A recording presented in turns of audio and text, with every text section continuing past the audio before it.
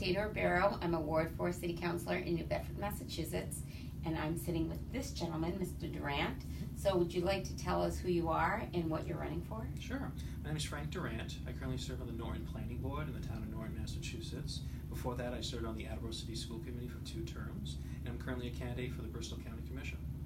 Bristol County Commission. And what is special about the district that you're trying to serve? Of the whole county?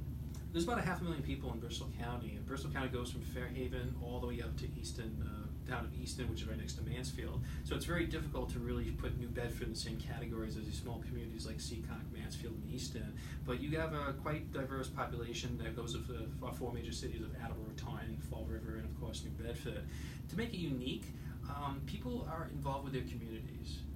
Demographics are different, but people do care about the quality of education and also things that are happening within the community. As for the county commission, they're landlords or overseers. They are landlords for the county core buildings, register of deeds buildings. And a lot of people don't know this, Bristol Aggie. Bristol Aggie is a county-owned property and facility. And those are the 3 major responsibilities of Bristol County Commissioner.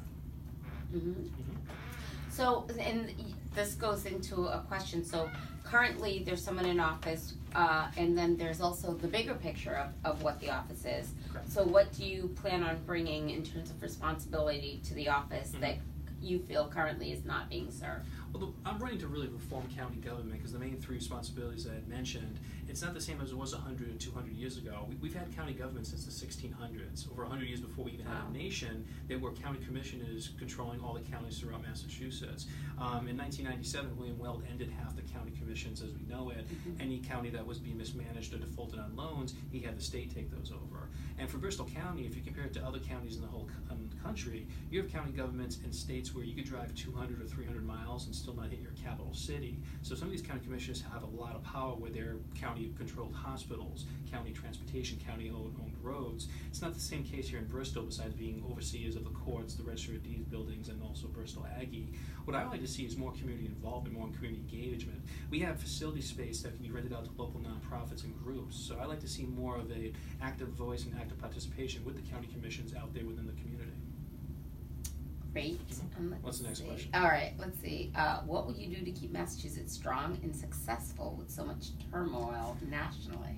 I was a big supporter of Deval Patrick. I take pride that I was the first school committee member to endorse him on his website. But then 2 weeks later, he had 90 school committee members endorse him. You were the first. I was the first. There you go. And I met him. I thought, wow, it was just an inspiration. I thought, he's the real deal. He's the real thing. And he inspired a lot of people.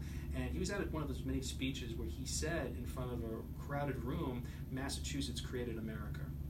And I love that. And it says a lot because with all the issues going on a national level, you look at Massachusetts as the beacon of not only where we're going for public education, but when it comes to all issues. Massachusetts is looked upon by other states as, well, what's Massachusetts doing? We should do the same thing. And that's been the case for, like I said, since Massachusetts created this country. Wow. And I think people, especially young people, need to know that.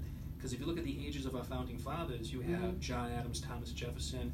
These are young kids in their early 30s. Yeah. Changing the world and creating a declaration. I'm an old man. I'm 40 years old now. So when it comes to these young kids who are out of college, go to it. Take it. You know, being Massachusetts means a lot in this country. Yeah. And it lets young people know that, because they base so much on like what's going on when they're 16 and 17, that you've got like years ahead of you, which is important.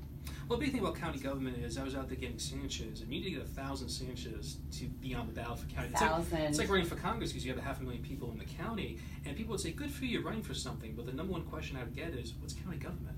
So I'm running for an office that's not popular. If you look at the ballot this September, I'm last on the ballot. You got Liz Warren up top, and I'm way at the bottom. Yeah. So a lot of people may say, what is county government? Why do I even care? That's the question about people today who don't want to get in politics. Who really cares? Should I get involved? Should I put my name on a ballot? Should I run for an issue? And I say absolutely. This is a generation where we want the young people to get involved. So do it. It's out there. Go get it. If you want the 1960s, there are the streets. Go hit it.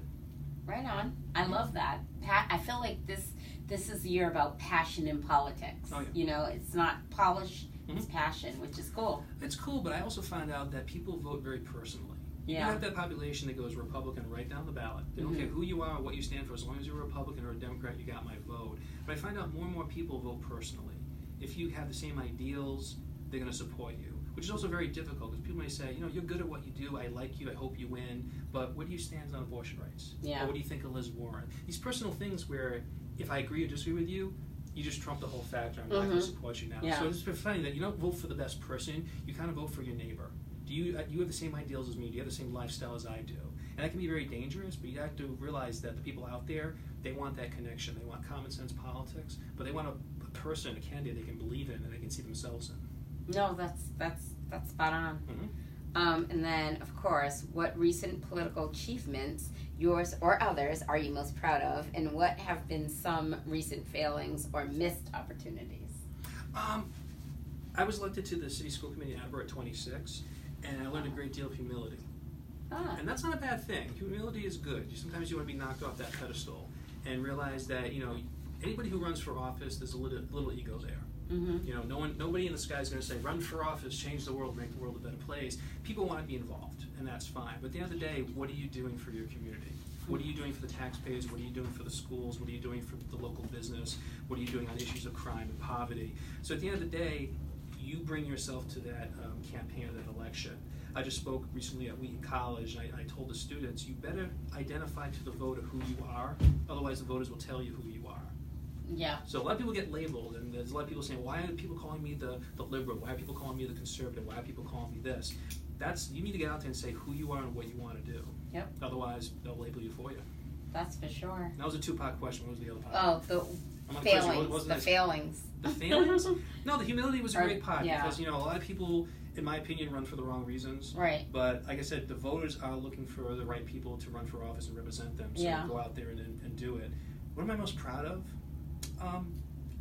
Another thing I tell people, if you don't have all the votes at the breakfast table, don't run for office. What's the breakfast table? Your wife, your family, your parents, right. So I've gotten permission from my wife to run for office. And say what you will, it's very important because I'll go home and I'm still on the campaign trail. The bedroom, the living room, the kitchen, definitely the kitchen, it's part of the campaign headquarters. Gotta get Maureen's vote.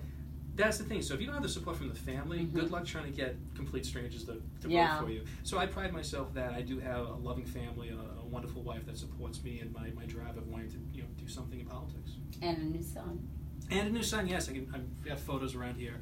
I've been a father for officially 30 days. Congratulations. Thank you haven't lost him? Haven't lost. He's my campaign manager. I kid to say he manages most of my time. So if I'm not changing diapers or just staying up all night with him, I'm on the campaign trail. Congratulations. So, thank you. And then we have, how will you protect and defend the most vulnerable in our communities? Immigrants, non-white communities, disabled, LGBTQ, those living in poverty. But maybe we should change it to, instead of defend, empower. Empower. Because we don't want a sense of noblesse oblige. So how will you empower and work with these communities? I see the world as a Catholic, and that could be with a lot of guilt. Oh, absolutely. But that also kind of makes you, well, not just the guilt, but also the responsibility to your fellow man, to love thy neighbor, to welcome the stranger. But I welcome anybody who says they're a Catholic or a Baptist who are really involved with the community. Get out there, talk to your neighbor, go knock on doors. Just don't tell people. Influence people, educate people, ask them for their opinion, see if there's any middle of road ground. So right now more than ever, active participation. I see myself as a progressive, and that's also a loaded statement because you've had Democrats and Republicans say that they're progressives. Progressives want progress, they want evolution, they want to see results. But also to be a progressive, you need active participation. You need to get out there and see the poor. You need to go, I keep saying go into the streets because I'm a student of Brother Blue from Harvard University. And Blue, what is that? Brother Blue was a great storyteller, lived to be 88 years old, and he would go to jails, he would go to schools, and he would just talk to people through the love of storytelling. And he used to have storytelling free on Tuesday nights at the Harvard Divinity School over on Brattle Street, and I was one of his students before he passed away. And he would say, the streets are my church. I don't belong to no union or no group or no party, I belong to the street. So he'd go out there and he would just talk to his fellow man. And he lived hand to mouth, he was a World War II veteran. He lived a simple life, but he touched and influenced so many people who just saw him as, he's just a weirdo talking in the streets of Cambridge. Right. But he also inspired a lot of people to go out there and to engage and talk and to communicate with other people. So the active engagement, that's important because you can't say, I'm going to represent the people, but you don't know what it's like to be in Ward 4. You don't know what it's like to be in Ward 1. You don't know what it's like to be unemployed on the unemployment line. So the big thing is engaging, learning, and living politics if you truly want to represent the people. Wow. I can also give you short answers too if you want. No. We like the long ones. You have a great narrative, a great sense of narrative. Where did you go to college? Well, first of all, I went to public high school. I went to Attleboro High School, Okay. class of '97. Went to Rhode Island State College, Mhm. communication major. So what are you going to do with that? Either absolutely everything or nothing. Right. And I got my master's in Fitchburg College. Right on. Mhm. Okay. Very cool. Yeah. And then we've got,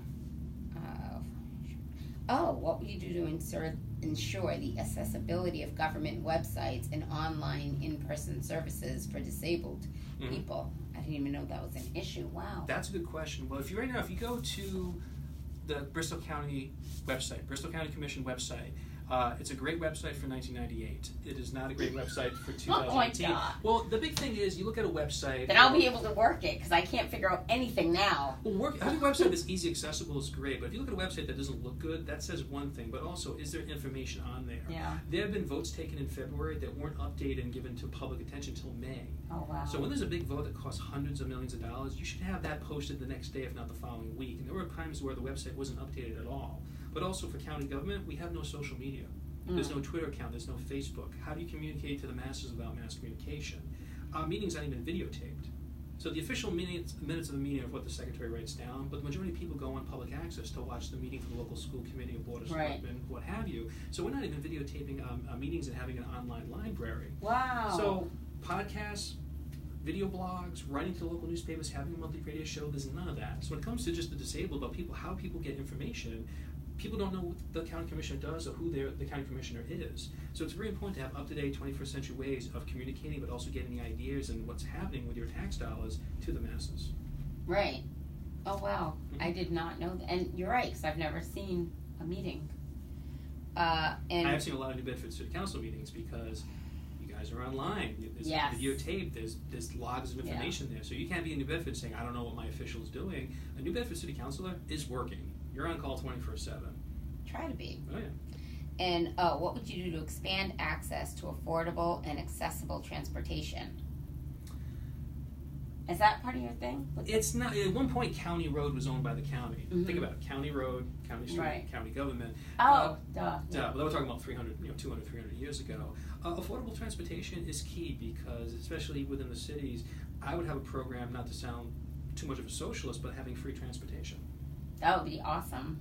Well, the more people that are working and they have available transportation, there's more tax dollars and therefore a bigger economy. Right. So, What is your website? Frank4Bristol.com with the number 4. Frank4Bristol. Are you a coffee or tea man? Yeah, I can't answer that question. I refuse. Today, I'm definitely, since I've been a father, I've been Coffee. too large iced coffee. How do you take it? I'll take it wherever I can get it. But I'm on the soy milk, which I'm not ashamed to say. Listen, I'm 40. Almond milk. I'm trying to be around for another 40 Yeah. years. So I do the almond or silk with a nice Yeah. Dunkin' Donuts coffee through the Keurig. Thank God for Keurig. Absolutely. But you know what? Like I said, I can go for a cup of tea from time to time. All depends. 2 things that people don't know about you that you'd like to share. Fun things or, Well, I do volunteer for the Rhode Island Comic Con. I'm one of the original members from 2011. I do a lot of sponsorship and help get advertising dollars. And I got to be the first kid on my block to be yelled at by William Shatner. So that's a feather in my cap right there. So Why did he yell at you? he's 84, 85 now, and at the Mhm. time he was 82, and I didn't want to cause a scene, but he was having a bad day. Mm-hmm. But the celebrities, you give them what they want. They want the green M&Ms, or Mhm. the big comfy chair in the green room, or the presidential suite. You're just supposed to be the yes man. So I was chaperoning him, and he was having a bad day, and got yelled at. So There you go. I guess. So I think from there, you move on from that. But also my background, even when I started getting into politics, my father ran for city council back when I was 7 years old, and I caught the bug. So ever since I've been working volunteering in campaigns. But at the same time, I always had an interest in the local arts community. That's why I volunteer and help out with the Rhode Island Comic Con. But I've also been, I've produced some films, documentaries. I'm currently right now in pre-production on a short film on Lizzie Borden. Fun. Yep, I sold it because I said it's a Lizzie Borden film, but it has nothing to do with paranormal. There's been 1,000 paranormal, like we're going to go to the house and try to find the ghost or the spirit. Right. I go, no, this is a complete narrative, historical fiction with Like local the actors. one, there was one years ago from Samantha with Bewitched. Yes. She played Lizzie Borden. Oh, yeah. That was one of the first ones back in, oh my God, we're talking 30, 40 years Forever ago. And there's one coming out right now with, some wonderful actresses. but it plays on what did Lizzie really do? Was she innocent? Was she guilty? Right. And that's supposed to come out this fall for Halloween. That'll be cool. Oh yeah, but I have a little. It's called Tea with Lizzie Borden. Yeah, and that's all I'll say for now. Are you filming in Fall River? I'm hoping to film at the Cloverfield, the house that just got recently purchased by the owners of the bed and breakfast. So I'm hoping we hopefully shoot in the anniversary, which will be May of 2019. That's when it happened? That's, I think, her. It's either the crime of the day she passed away. Oh, wow. So it takes place, to give you the narrative, it's the last days of her life. Okay. And she contacts the Fall River Herald. Oh, cool. Yep. So, very cool. So basically the reporter from the news has tea with Lizzie Borden, and you wonder why she wants to talk to the press after not talking to anybody for over 30 years. Oh, that sounds like a very cool prop. Yeah. Oh, I can't wait to watch fun. it. And what are you binging on currently? Watching TV? What are you binging? Oh God. We just got Netflix, so I'm pretty much watching everything right now. Oh my God, And, you are. I kind of watch. It's a binge. It's great when you're. I've been a father for exactly 30 days. He was born on July 2nd, late July 2nd. So Netflix is great because you're not going to have it half an hour to watch a full TV show. So I noticed, like, if I watch an episode of Cheers or I do a full hour of Game of Thrones, that's going to take me 3 days to watch that 1 hour because I'll watch a few minutes and stop it, and then back to being a father. Back to Bryce. Yes. So I haven't slept in a while. So thank God for the iced coffee and the Netflix. Well, you look very young and refreshed, and thank you for running and your passion. Wonderful. You have a lot of passion for your area. You need it. Which we need, absolutely. And I'm Dana Ribeiro, and this was Tea with Mr. Durant.